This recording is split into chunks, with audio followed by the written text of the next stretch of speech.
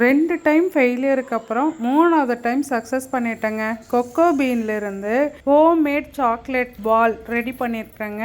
எனக்கு first 2 time failure எதில் பார்த்தீங்கன்னா இந்த ஃபெர்மெண்டேஷன் ப்ராசஸ். இந்த பர்டிகுலர் ஸ்டெப்பை மட்டும் எல்லா வீடியோலையுமே கொஞ்சம் மலுப்பெல்லாம் காமிச்சிருப்பாங்க, தெளிவாகவே காமிச்சிருக்க மாட்டாங்க.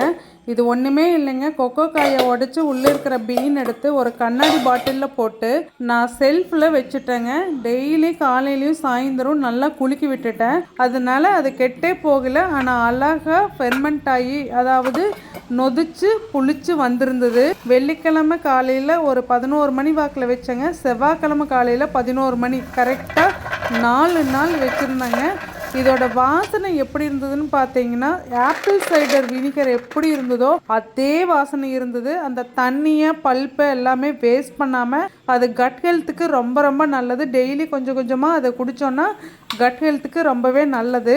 அதுக்கப்புறமா அந்த பல்ப்பு எல்லாத்தையும் எடுத்துட்டு வெயிலில், நல்ல வெயிலில் 2 நாள் காய வைக்கணுங்க. எனக்கு 1 நாள் மட்டும்தான் நல்ல வெயில் இருந்தது. அதனால் 1 நாள் மட்டும்தான் காய வைக்க முடிஞ்சதுங்க. அடுத்த நாளும் நம்ம வடச்சட்டியில் நல்லா பொறுமையாக வறுத்து வேணாலும் எடுக்கலாம். நான் பேக்கிங் மோடில் வச்சு இதை நல்லா டோஸ்ட் பண்ணி எடுத்துட்டேங்க. அதை தோலை உரிக்கிறதுக்கு ரொம்ப ரொம்ப ஈஸியாக இருந்தது. தோலோடு சாப்பிட்றதுக்கு ரொம்ப நல்லா இருந்தது. ஒருவேளை கமர்ஷியலாக தோலோடு தான் அரைப்பாங்களா என்னங்கிறது தெரியலைங்க. அதுக்கப்புறம் அதுக்குள்ளே இருக்கிற பருப்பை நல்லா அரைச்சிட்டே இருந்தோம் அப்படின்னா அதுக்குள்ளே இருக்கிற கொக்கோ பட்டர் லீக் ஆகி அது ஒரு பட்டர் மாதிரி வந்துடும். அதாவது வறுத்த நிலக்கடலையை அரைச்சிட்டே இருந்தால் எப்படி பீனட் பட்டர் வருதோ அதே மாதிரி இது வந்துச்சு. இது இனிப்புக்காக கொஞ்சம் தேன் விட்டு அரைச்சிட்டேங்க. அதுக்கப்புறம் நெய்யில் வறுத்த பாதாமியும் முந்திரியும் மட்டும் 1க்கு 2 அரைச்சிட்டு திராட்சையை முழுசாவையும் போட்டுட்டேங்க.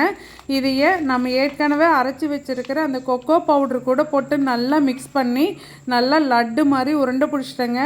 ஏதோ ஒரு சாதனை பண்ணிட்ட மாதிரி, அப்படி ஒரு ஹாப்பி என்னாச்சுங்கிற மாதிரி இருந்துச்சுங்க. நம்ம அந்த நொதிக்கி வைக்கிற ப்ராசஸ் ரொம்ப ரொம்ப முக்கியம். அதனால தான் இதுக்கு நிறைய ஹெல்த் பெனிஃபிட்ஸ் கிடைக்குது. இது சான்ஸ் கிடைச்சதுன்னா கண்டிப்பாக ட்ரை பண்ணுங்கள். தேங்க்யூ.